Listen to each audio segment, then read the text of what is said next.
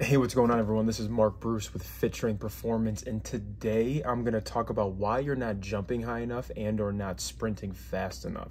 So I'm going to talk about three main areas of focus that I highlight a lot with my athletes and with the program that we do at the gym. So number one, the first thing that I see from athletes is going to be they're spending too much time on the court in the field, and they're not spending enough time trying to build up relative strength according to their body weight.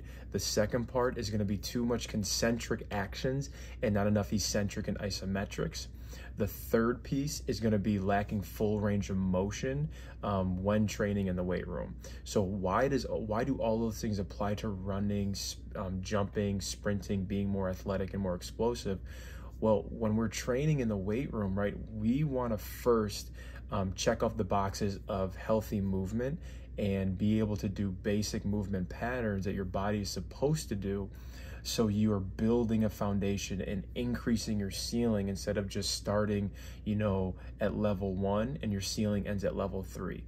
Because we all can just increase that ceiling if we're checking off the boxes. So this is why, number one, I'm seeing a lot of athletes are doing the big bang movements. They're doing a ton of jumping in their sport. They're playing their sport a lot. And when they go into the weight room, they're just chasing high volumes or really, really, really heavy loads, and they're not programming accordingly. They're not building that foundation. So yes, it's important to, train with volume in the weight room to elicit an adaptation. But again, when you get to a certain level, and this is highlighted for your high school level athletes who do have somewhat a training age, you want to start percentaging and programming accordingly to build relative strength or absolute strength surrounding your body weight. So an example is if I'm 180 pounds, well, I don't want to just keep deadlifting until I get to 500 pounds, because there's going to be diminishing returns for, with that increased strength. So if once I get to 385, 400 pounds on that deadlift, now I want to start changing what I'm doing with that deadlift. It could be, lower weight, faster reps. But you have to check off that box of getting to that 1 times 9 your body weight. And then for other athletes who spend so much time in their sport and they don't really challenge themselves in the weight room, and they're trickling at like 0.5 or 1 times their body weight with these lifts, they're just not strong enough, meaning their joints and tendons and muscles aren't able to handle these intense demands based on their body weight. Because when you're jumping and sprinting, you're applying a lot of force into the ground. So if you have a 20 or 30 or 40 inch vertical, you're landing 2 times or 3 times your body weight. So we need to figure out a way to measure if you can handle those demands. So if we look at sprinting and jumping, well, when I go to jump, I'm preloading my muscles and tendons, and I need to have proper strength and proper stability to help me go in a direction. I need to reproduce that force, redirect that force, and strength is a huge measure if I'm able to produce force to do something. And then we start working on that strength, speed, or that reactive strength component that's more athletic based. So if you're training in the weight room, start to track the weights that you're lifting and stay between those 3 to 6 rep ranges, and start to tackle that 1.9 times your body weight for your deadlift, your 1.7 with your squat, and then 1.25, 1.5 with your bench press. But then also focusing on calisthenics, body weight, single leg movements too, but make sure that it's according to your body weight.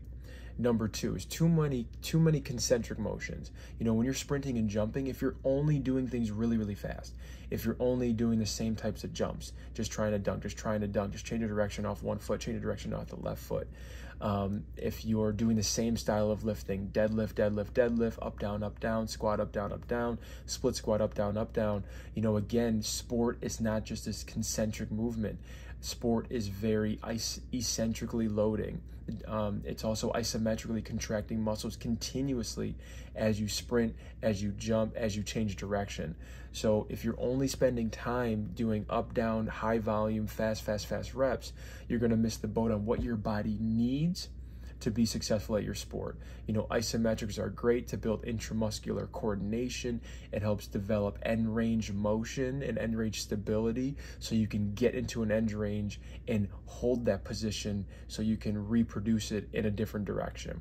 And then eccentrics are great for building size and strength, building technique. It helps you learn how to decelerate appropriately so you can re-accelerate even more efficiently to be a better athlete. The last one is full range of motion movements. A lot of athletes nowadays, they're stiff, they're tight, they can't get into a deeper range, their joints can't go deeper into a range, so they start to compensate. If you notice an athlete, like a basketball player, get into a defensive position, if you tell them to get lower, but they lack ankle mobility, they will get lower, but they'll compensate by pushing their butt really, really far back, and then their chest drops. So they're compensating by altering what their hips should be doing, or what their hips should be doing versus what their ankles should be doing. So they're finding more ranges in the hips, but they're not teaching their knees how to bend further, how their ankles to dorsiflect. And that could develop compensations at the feet, at the hip, at the upper body. And that's going to affect how well you jump, how well you land, how you sprint, and it's going to affect your durability. That's how you're going to get hurt quicker if you're just cheating to find a position versus really able to get into a position. So this is where we'll help our athletes find deeper ranges with our split squats. We'll try to find deeper ranges early on in their training with their squats or deadlifts. And then with our upper body pushing and pulling and rotary stability movements, we want to find different ranges to help them move better and be more efficient. So again, to recap, number one, start to look at your strength training as relative to your body weight, and start to, start to train and lift weights, to 2 times your body weight, 1.9 times your body weight, because that's going to allow you to produce force more efficiently. Don't go into the weight room and do 95 pounds in your trap bar deadlift for 5 sets of 6 and call it a day because you felt your muscle kind of do something. Number two, it's going to be add in eccentrics and isometrics to your lifts and watch your performance skyrocket. Done deal with that. Number three, full range of motion. Don't just do partial push-ups.